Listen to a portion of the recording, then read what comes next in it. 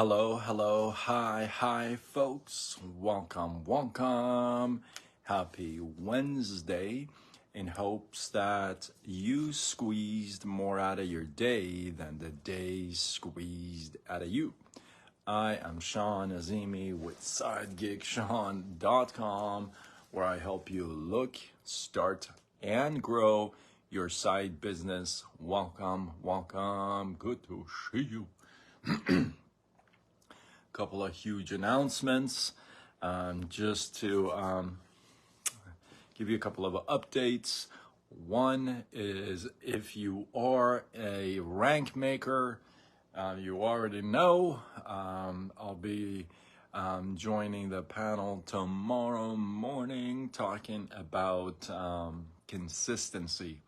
So I'm excited, guys. I am excited. I am not gonna lie.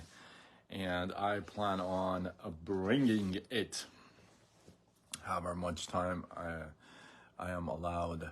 That's one. And two, tomorrow, 5 o'clock Pacific Standard Time, Margie is going to be joining me on the hot seat.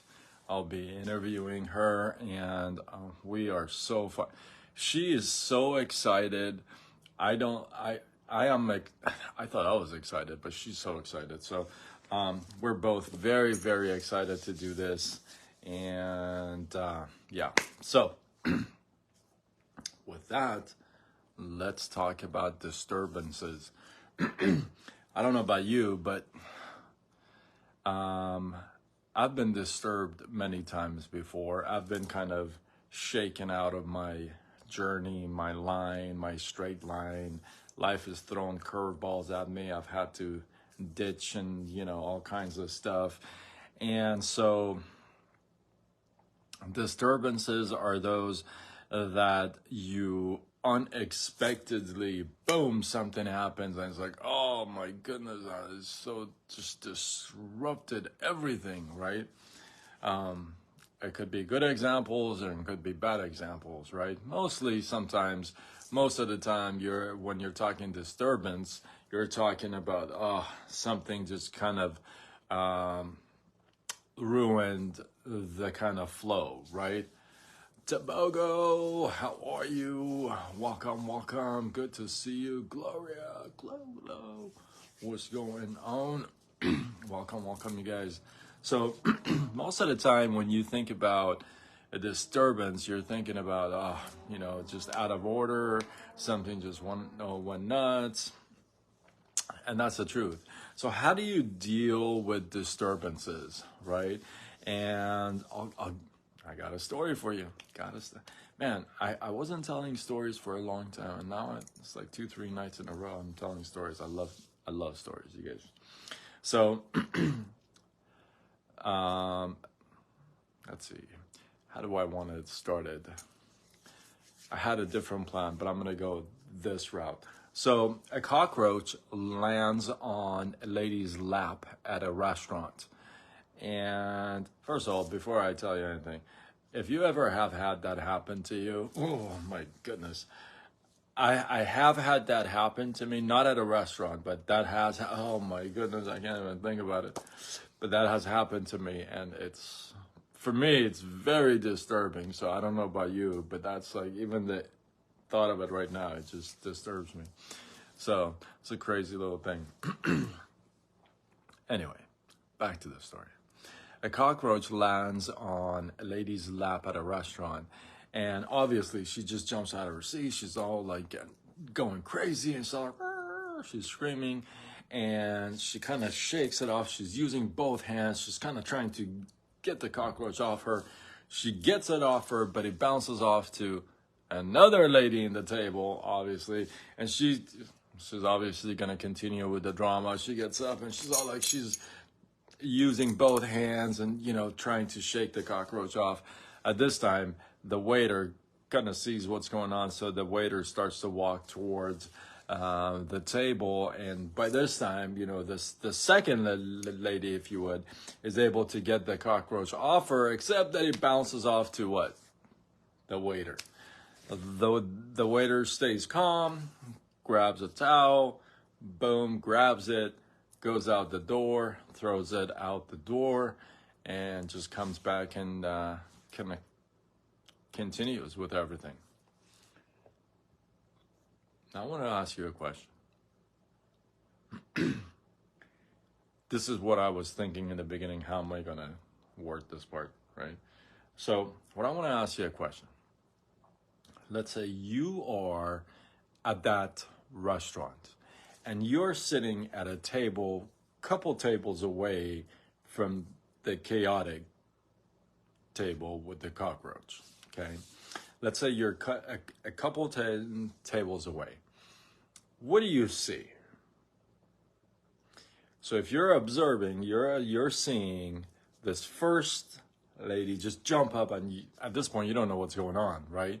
Because you don't know if why is she being hysterical. She gets up and you're seeing this, and then you kind of figure out, well, maybe something's going on. At some point you figure out, yeah, it's a cockroach. The guy grabs it, goes out, throws it out. And you look at these three people and you see the first one, how she reacts, and you see how the second one, how she reacts, and then you see how the waiter responds. So if you're at that table and you're watching this and you think about it, would you say at this point that the cockroach was a disturbance? Yeah, right? Andrea, what's up? Hopefully you feel better. So would you say that the cockroach was a disturbance? It was, right? Because it was on her and him, right? But how each individual handled the disturbance really showed the different result at the end, didn't it? Jennifer, what's going on? What? Welcome. Good to see you. Hopefully you circle back, because hopefully it'll make more sense when you hear the actual story. So the disturbance does happen. It happens all the time. It happens to all of us. Something just happens and you're like, you were not expecting it at all. It comes from the left field, right? And you didn't see it, and it just kind of disrupts your norm, right? And you can jump up and down and scream and try to shake it off like the ladies did. Or you can be like the waiter and just stay calm, grab a hold of it, throw it out, walk back, do your thing. And the whole thing about this is that disturbances do happen. It's how we either react or respond to the disturbance that makes the big difference in the outcome, right? Because here's the thing, I guarantee you, if you are the table that was watching this, right, you would agree with me that the two gals are probably going to be disturbed for the rest of their time at the restaurant. They're not going to be easy. Probably a couple months down the road, they'll even tell that story. That disturbance will continue with them, will stick to them. But if you ask the waiter, he's already forgot about it. He wasn't disturbed by the disturbance, which is kind of a weird concept, right? Because that's what a disturbance is supposed to do. It's supposed to shake you up, right? And once you get a grip of that, and I'm a work in progress. Don't think I'm I'm work in progress. So once you get a hold of that, you get a grip of that, which is at that time, at that critical moment, because here's the thing, and we've talked about this before. When things are calm and everything, you're going to respond. You're going to be real nice and everything. It's the time of disturbance that counts, right? So at that time, if you master that and you're able to respond versus react, that's the ultimate. That's when when you really can actually go to the next level, if you would. So keep this story in mind and keep that, I guess, the image in mind as well. You're that table, you're seeing this, there's disturbances happen all the time, and you're seeing these three characters in front of you, and the last one is the one that captures your attention, really, right? You'd be talking about the waiter, how he handled it, which is very interesting, right? Because the two gals are not going to be easy the rest of the time that they're there, or even for some time, right? With me, it happened to me in Iran. I was a little kid. I think it was, I want to say 8, 9. I'll never forget it. Never forget it. Never forget it. So, reacting versus responding, and this is across the board. And the good news is we get to practice that a lot during the day, especially because there's times during the day, almost every day, that things are thrown at you, and you get to put this into practice. So with that, let me review the two big announcements. One is that if you are a rank maker, if you're part of the Ray Higdon group, I was invited to be on the panel tomorrow morning, and I'm just so blown away. I'm just so humbled. And to talk about consistency. So if you're a rank maker, that is going to be 11 a.m. Eastern.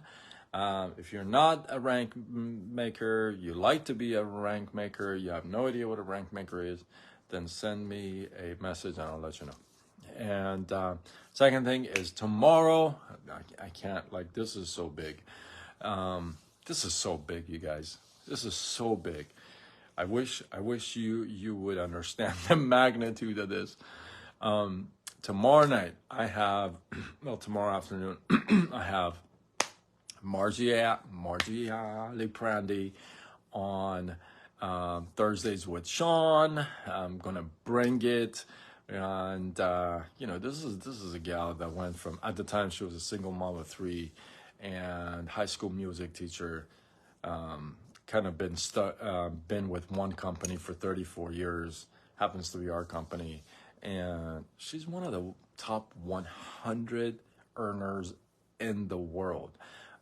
I know that sounds like a lot of money, but that's not it. I'll talk about it tomorrow. That's why it's just such a big deal for me to have Margie on. I love her and I adore her.